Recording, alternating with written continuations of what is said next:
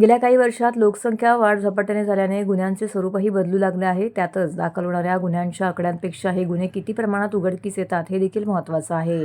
गुन्हे उघडकीस आणण्यासाठी पोलिसांकडून प्रयत्न सुरू आहेत, अशी माहिती ठाण्याचे पोलीस आयुक्त आशुतोष डोंबरे यांनी आयोजित केलेल्या पत्रकार परिषदेमध्ये दिली. तसेच येत्या काळात पोलीस आयुक्तालयात 5 पोलीस ठाणी कार्यरत होणार आहेत. विशेषतः भिवंडी, उल्हासनगर, कल्याण, शेळ, रायगड इत्यादी ठिकाणांचा त्यामध्ये समावेश आहे. यासंबंधीचा प्रस्ताव शासनाकडे पाठवण्यात आला आहे. तसेच वाढीव मनुष्यबळ मिळावे यासाठी देखील प्रस्ताव पाठवण्यात आला आहे. गेल्या वर्षात 8,230 गुन्ह्यांची उकल झाली आहे, तर ठाणे शहर पोलीस आयुक्तालय हद्दीत एकूण 11,967 गुन्हे दाखल झाले आहेत. त्यापैकी 8,930 गुन्ह्यांची उकल झाली आहे. यावरून शहर पोलीस आयुक्तालयात गुन्हे उघडकीस येण्याचं प्रमाण 75% इतकं आहे. त्यामुळे प्रामुख्याने महिला संबंधित कौटुंबिक हिंसाचार, छळवणूक, हुंडाबळी, खुनाचे प्रयत्न, दरोडेची तयारी, तडीपार, परकीय नागरिक कारवाई, अंमली पदार्थ ताबा, सेवन यांसारखे एकूण 100% गुन्हे उघडकीस आल्याची माहिती ठाणे शहर पोलीस आयुक्त आशुतोष डोंबरे यांनी पत्रकार परिषदेत दिली. ठाणे आयुक्तालयामध्ये किती गुन्हे दाखल झाले आणि गुन्ह्यांबद्दल काय परिस्थिती आहे आणि ठाणे आयुक्तालयामध्ये काय काय नवीन योजना आपण गेल्या वर्षभरामध्ये घेतल्या या संदर्भामध्ये माहिती देण्यासाठी म्हणून आपण ही आज प्रेस ऑर्गनाईज केलेली आहे. तर थोडक्यामध्ये सांगायचं झालं तर 2024मध्ये एकूण 11,967 गुन्हे दाखल झालेले आहेत. त्यापैकी 8,930 म्हणजे 75% गुन्हे हे उघडकीला आलेले आहेत. त्यापैकी शरीराविरुद्धचे गुन्हे बॉडी ऑफेन्सेस हे 2,204 आहेत.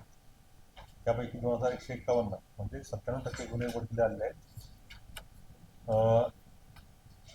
मालमत्तेविषयी 3,792 गुन्हे दाखल आहेत आणि त्यापैकी 43% गुन्हे उघडकीला आलेले आहेत. फसवणुकीच्या गुन्ह्यांची संख्या देखील चांगली आहे. 992 एकूण गुन्हे आहेत. त्यापैकी 653 उघडकीला आलेले आहेत. 65% इतकं उघडकीला येण्याचं प्रमाण आहे. सायबर संदर्भामध्ये 719 गुन्हे आहेत. त्यानंतर महिलांसंबंधीचे गुन्हे हे 1856 आहेत आणि 98% गुन्हे त्याचे उघडकीला आलेले आहेत. अंमली पदार्थ विरोधी कारवाया हा एक आपला मोठं टार्गेट होता. आपण जर तुलना केली तर त्यानंतर 2023च्या मानानं 2024मध्ये त्यांचं प्रमाण गुन्ह्यांची कारवायांची संख्या वाढलेली आहे. एकूण 162 कारवाया केलेल्या आहेत आणि त्यात सुमारे 16 करोड 50 लाख रुपयांचा माल हा आपण एकतर नष्ट केलेला आहे किंवा ताब्यामध्ये घेतलेला आहे. प्रिव्हेंटिव्ह ॲक्शन्समध्ये देखील मोठ्या प्रमाणामध्ये वाढ आहे. लोकसभा इलेक्शन्स आणि विधानसभा इलेक्शन्स दोन्ही 2024मध्ये झाल्या. त्या संदर्भाने ज्या काही प्रिव्हेंटिव्ह ॲक्शन्स आपल्याला घ्यायला लागतात, तर त्यामुळे मोठ्या प्रमाणामध्ये सुमारे 14,000 लोकांवर आपण प्रतिबंधक कारवाई केली आणि त्याच्यामध्ये 361 लोकांना तडीपार करणं, 24 MPDच्या केसेस आपल्याकडे आहेत आणि मोका प्रमाणे आपण 16 कारवाई एकूण केलेल्या आहेत. आर्म्स ॲक्ट म्हणजे अवैध शस्त्रांच्या संदर्भामध्ये सुद्धा एकूण 630 कारवाया केलेल्या आहेत आणि एकूण 158 अग्निशस्त्र वेपन्स आपण जप्त केली. 216 काडतुसं, 292 गावठी बॉम्ब आपण जप्त केलेले आहेत. शिवाय या वर्षभरामध्ये आपण बांगलादेशी अवैधरित्या भारतामध्ये राहणाऱ्या, आपल्या हद्दीमध्ये राहणाऱ्या बांगलादेशी नागरिकांवर देखील आपण कारवाई केली होती. त्यामध्ये एकूण आपण 28 गुन्हे दाखल केलेले आहेत आणि त्यामध्ये 59 बांगलादेशी अवैधरित्या राहणाऱ्या 59 बांगलादेशी नागरिकांना आपण अटक केलेलं आहे.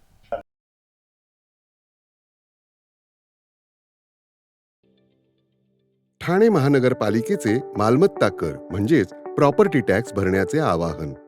सन 2022-23 या आर्थिक वर्षाचे मालमत्ता कराचे म्हणजेच प्रॉपर्टी टॅक्सचे बिल ठाणेकर करदात्यांना महापालिकेमार्फत आर्थिक वर्षाच्या सुरुवातीस म्हणजेच माहे एप्रिल 2022 मध्ये देण्यात आलेले आहे. तथापि अद्यापही काही करदात्यांनी मालमत्ता कर महापालिकेकडे जमा केलेला नाही. सध्या आर्थिक वर्षाचा अंतिम टप्पा सुरू झाला आहे. मालमत्ता कर वसुलीसाठी महापालिकेतर्फे कडक कारवाई हाती घेण्यात आली आहे. या अंतर्गत जंगम मालमत्ता, टीव्ही, फ्रीज, वाहन व इतर जप्त करणे तसेच स्थावर मालमत्ता वॉरंट बजावून जप्त करण्यात येत असून मालमत्तेचा जाहीर विक्रीद्वारे लिलाव करून कराची रक्कम वसूल करण्यात येत आहे. मालमत्तेस पाणी पुरवठा करण्यात येणारे नळ संयोजन खंडित करण्यात येत आहेत. त्याचप्रमाणे थकीत मालमत्ता करावर 2% व्याज आकारले जात असल्याने भरावयाची रक्कम वाढत आहे. आपला मालमत्ता कर propertytax.thanecity.gov.in या लिंकद्वारे तसंच गुगल पे, फोन पे, पेटीएम याद्वारे ऑनलाईन पद्धतीने करण्याची सुविधा उपलब्ध करून दिली आहे. शनिवार, रविवार व सार्वजनिक सुट्टीच्या दिवशी नागरिकांना मालमत्ता कर भरणे सोयीचे व्हावे याकरता महापालिकेचे मालमत्ता कर संलग्न कार्यालय या दिवशी कार्यान्वित ठेवण्यात आलेले आहे. तरी मालमत्ता कर वसुलीची अप्रिय कारवाई टाळण्याच्या दृष्टिकोनातून मालमत्ता कर भरून महापालिकेस सहकार्य करावे. धन्यवाद.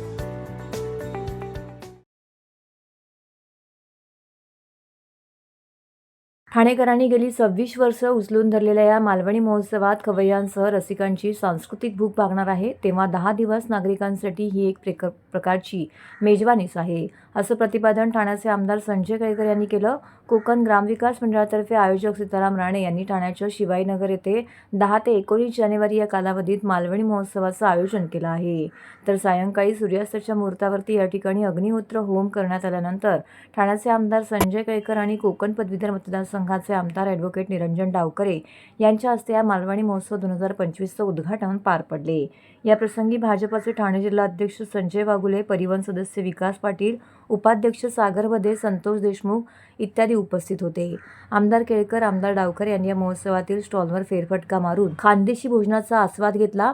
यावेळी माध्यमांशी बोलताना केळकर यांनी कोकणातील व्यावसायिकांना बाजारपेठ उपलब्ध व्हावी तसेच मालवणी कला संस्कृतीचा प्रचार आणि प्रसार व्हावा या हेतूने 26 वर्ष सीताराम राणे हे सातत्य ठेवत मालवणी महोत्सव भरवत आहेत.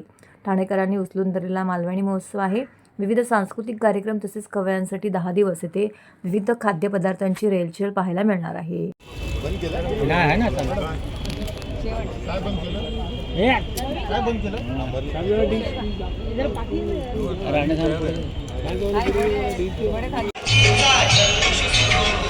विनंती आहे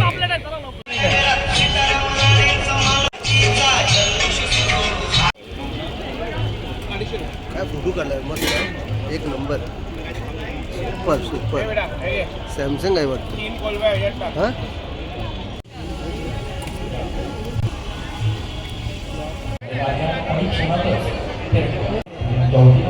विनंती करतो आणि सर्वांच्या शुभ हस्ते होत असलेला हा सन्मान आणि या सन्मानाचा केळकर साहेबांनी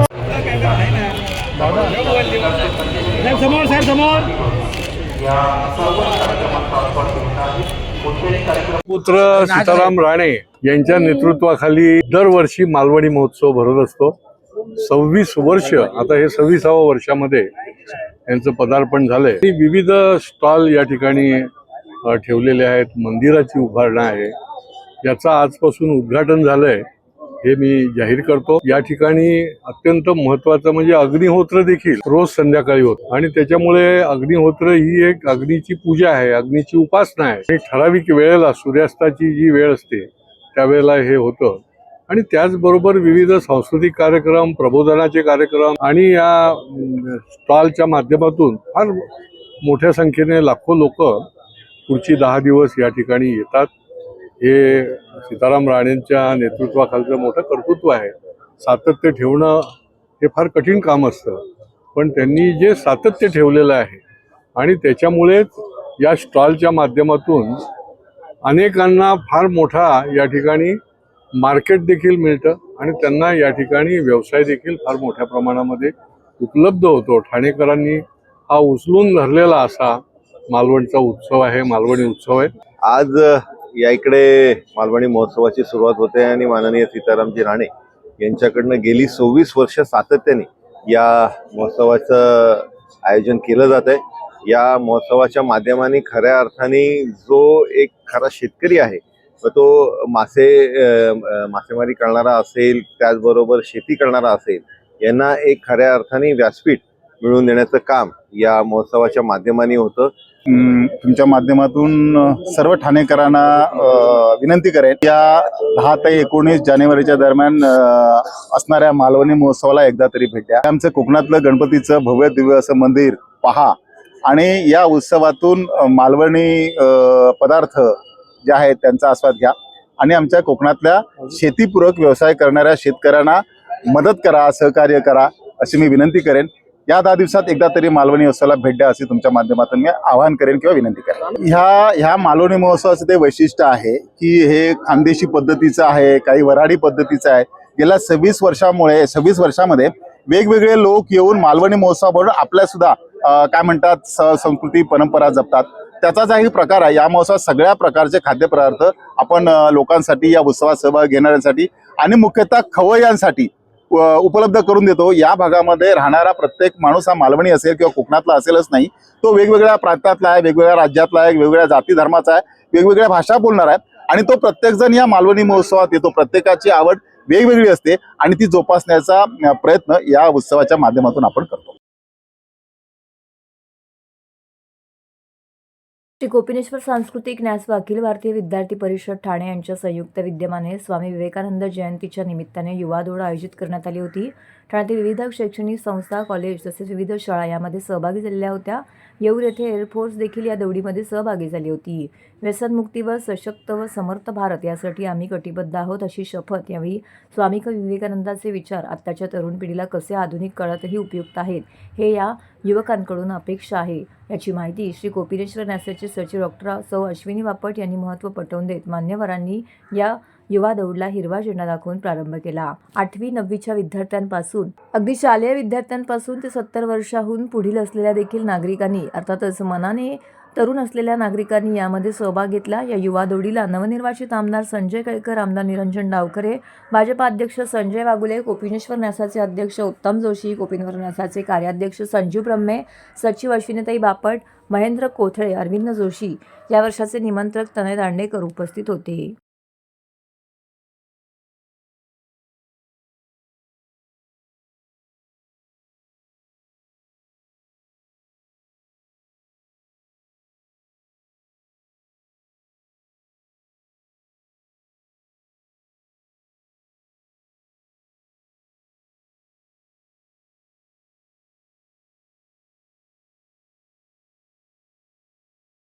आणि आदित्य चव्हाण यांचं देखील न्यासाच्या वतीनं हार्दिक स्वागत.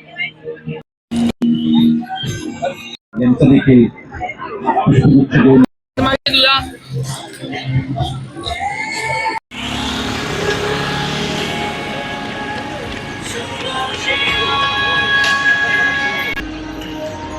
नीट शूट करा.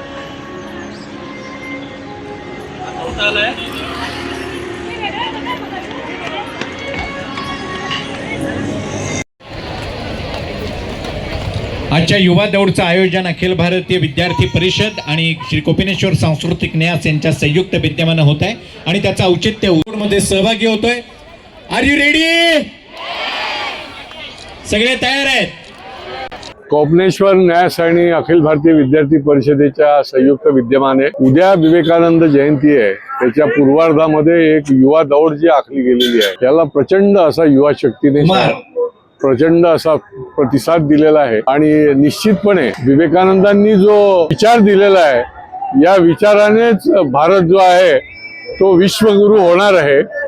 या युवा दौडला मी शुभेच्छा देतो. विवेकानंदांचे जे विचार आहेत आणि जे आपण आता शपथ घेतलेली आहे ती शपथ आणि ते विचार आपण अंगी बाणवावेत आणि त्याप्रमाणे आपले आयुष्य कालक्रमणा करावी असा मी युवकांना या दौडच्या वतीने संदेश देईल. अतिशय चांगला आहे. दौड आत्ताच सुरुवात झालेली आहे. ती इथे आल्यानंतर प्रत्यक्ष त्याच्यामध्ये जे धावलेले तरुण आहेत, तरुणी आहेत, त्या सगळ्यांचं अभिनंदन करण्यात येणार आहे आणि ते झाल्यानंतर आपल्याला याचा अभिप्राय देता येईल की बुवा दौड कशी झाली. ग्रामीण शिक्षण संस्थेच्या कला, वाणिज्य आणि विज्ञान महाविद्यालय माजीवाडे येथे महिला सक्षमीकरण विभागामार्फत महिला सबलीकरण सप्ताह राबवण्यात आला. यामध्ये महिला व बालविकास कक्ष, कापूरवाडी पोलीस स्टेशन आणि इनरव्हील संस्था सहभागी झाल्या होत्या. 7 दिवसांच्या उपक्रमामध्ये सर्वप्रथम सावित्रीबाई फुले जयंती सोहळा, महिला सबलीकरण सप्ताह उद्घाटन, करिअर मार्गदर्शन, न्यायालय व जिल्हा महिला बाल कल्याण विभाग, प्रत्यक्ष भेट, आणि मार्गदर्शन, कायदेविषयक मार्गदर्शन, स्वसंरक्षण मार्गदर्शन, सायबर क्राईम मार्गदर्शन, निबंध स्पर्धा, चित्रकला स्पर्धा इत्यादी कार्यक्रम स्पर्धांचं आयोजन करण्यात आलं आहे. महिला सक्षमीकरण समारोप कार्यक्रमाला प्रमुख पाहुणे माननीय आमदार ॲडव्होकेट निरंजन डावकरे उपस्थित होते. ग्रामीण शिक्षण संस्थेचे विश्वस्त अध्यक्ष मधुकरराव पाटील, कार्यकारी अध्यक्ष संदेश पाटील, कार्यकारी सचिव दीनानाथ ठोंबरे, खजिनदार पराग मुलुंडकर, सभासद श्रीमती वृषाली राजे उपस्थित होत्या.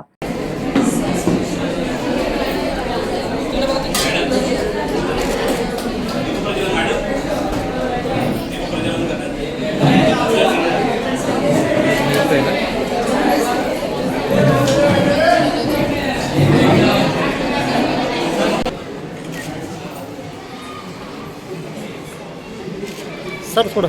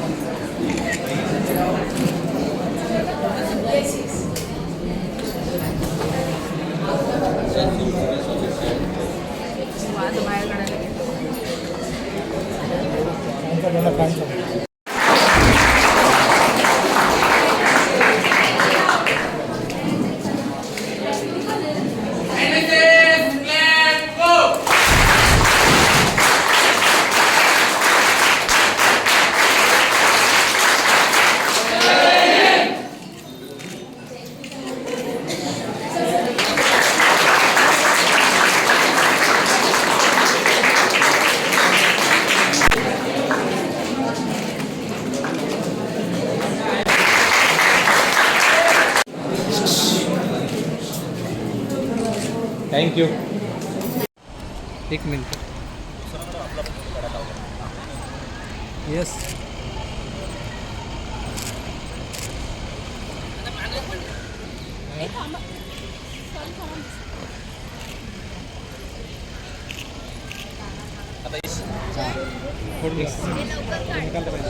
फोटो काढा सर.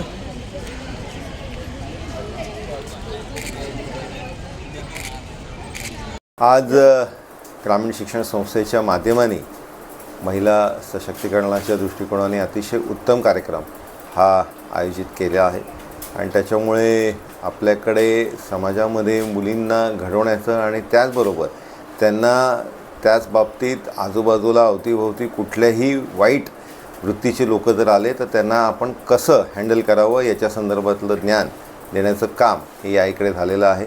NSS असेल, इनरव्हील असेल यांच्या माध्यमाने एक चांगलं मार्गदर्शन या इकडे उपलब्ध होतं. मी संस्थेचं आणि संस्थेच्या सर्व पदाधिकाऱ्यांचं मनापासून अभिनंदन करतो की त्यांनी अतिशय उत्तम पाऊल या सप्ताहामध्ये घेतलेलं आहे. आज देशामध्ये महिलांच्या संदर्भात जे विकृत प्रकार घडत आहेत मुलींच्या संदर्भात, समाजाचा दृष्टिकोन बदललाच पाहिजे आणि महिलांचा विकास झाला पाहिजे. महिला स्वतःचं संरक्षण करण्यासाठी सबल झाल्या पाहिजेत. त्यासाठी त्या आर्थिक सामाजिक बाबतीत स्वयंभू उभी राहावेत. म्हणून आम्ही सावित्रीबाई फुले यांच्या जयंतीनिमित्त हा महिला सबलीकरण सप्ताह समारोह आज आयोजित केलेला होता. 7 दिवस महिलांना आम्ही त्यांच्या स्वतःच्या बळावरती कसं त्यांनी उभं राहायचं शिक्षणाच्या माध्यमातून आणि आपलं संरक्षण कसं करायचं या संदर्भात आणि समाजाचा दृष्टिकोनही बदलण्याचा प्रयत्न आम्ही विविध कार्यातून करण्याचा प्रयत्न आमचं महाविद्यालय सातत्यानं करत आहे. या अगोदरही आम्ही आईची भेट कॉलेजला असा उपक्रम मुलींच्या सुरक्षेसाठी राबविलेला होता आणि आमदार साहेबांनी आम्हाला आज अतिशय मोलाचं मार्गदर्शन केलेलं आहे. समाजातल्या विविध संस्था व्यक्ती या घटकांचा आम्ही नेहमी सातत्यानं मदत घेऊन या भारतीय समाजामध्ये महिलांच्या प्रति दृष्टिकोन बदलण्याचा प्रयत्न आमचं महाविद्यालय सातत्यानं करत आहे. ठाण्याचा उत्सव म्हणून अल्पावधीतच सन्मानाची जागा घेतलेल्या परिवहन मंत्री प्रताप सरनाईक यांच्या 11व्या विहंग संस्कृती आर्ट फेस्टिवलची उत्साहात सुरुवात झाली. कला, संस्कृती, संगीत क्षेत्रात जगभरात ठसा उमटवणाऱ्या एकापेक्षा एक सरस कलावंतांचे पुढील 4 दिवस परफॉर्मन्स येथे होणार असून अनेक करमणुकीचे दालन आणि खाद्य संस्कृतीचा राबता येथे पडणार आहे. आणि विद्युत रोषणाई यामुळे उपवन तलावाला एक वेगळीच नजाकत प्राप्त झाली असून 4 दिवस ठाणेकरांना ही अनोखी मेजवानी घेता येणार आहे. विहंग संस्कृती आर्ट फेस्टिवलचे संचालक राज्याचे परिवहन मंत्री प्रताप सरनाईक, खासदार नरेश म्हस्के, आमदार रवींद्र फाटक, ठाणे महानगरपालिका अतिरिक्त आयुक्त संदीप माळवी, विहंग सरनाईक, पूर्वेश सरनाईक, परिषद सरनाईक, अनाहिता सरनाईक, काश्मीरा सरनाईक, अरुण कुमार सुवर्णा, सिंघानिया स्कूलच्या प्रिन्सिपल रेवती श्रीनिवासन, शास्त्रीय गायिका पद्मश्री शुभम उदगल, बासरीवादक विवेक सोनार, आशा डोंगरे, विमल भुईर, जयश्री डेव्हिड, संदीप पाटील, MCHI ठाणे क्रीडाईचे अध्यक्ष जितेंद्र मेहता, रोनक ग्रुपचे राजन बांदेलकर यांसह अनेक मान्यवर येथे उपस्थित होते. दरम्यान उद्घाटन सोहळ्याची ठाण्यातील शाळेतील 15 विद्यार्थ्यांच्या विविध सांस्कृतिक कार्यक्रमांची आणि कलाकारांच्या बी ट्रीटमेंट झाली. गणपती मंदिराजवळ छत्रपती शिवाजी महाराजांच्या पुतळ्याला अभिवादन करण्यात आलं. जवळच उभारण्यात आलेल्या एम्पी थिएटरमध्ये क्लासिकल नृत्यविष्कार तर तरंग रंगमंचावरती शास्त्रीय गायिका शुभा मुदगल यांच्या गायनाने सुरुवात झाली. शेजारी मुद्रा मंचावरती आसामी नृत्याने सुरुवात झाली. केरळी कलाकारांचे पारंपरिक नृत्यविष्काराने सर्वांची मनं जिंकली. जवळच विरासत स्टेज उभारण्यात आला असून येथे ठाण्यातील विविध कला संस्कृतीचा आविष्कार सादर होत आहे. तर बॉलिवूड स्टेजवर आज अभिजात भट्टाचार्य यांच्या मधुर गायनाने संस्कृती आर्ट फेस्टिवलची रंगीत येणार आहे.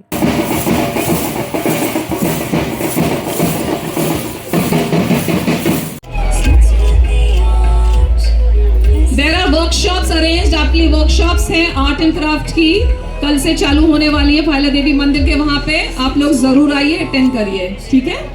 चालवली जाते.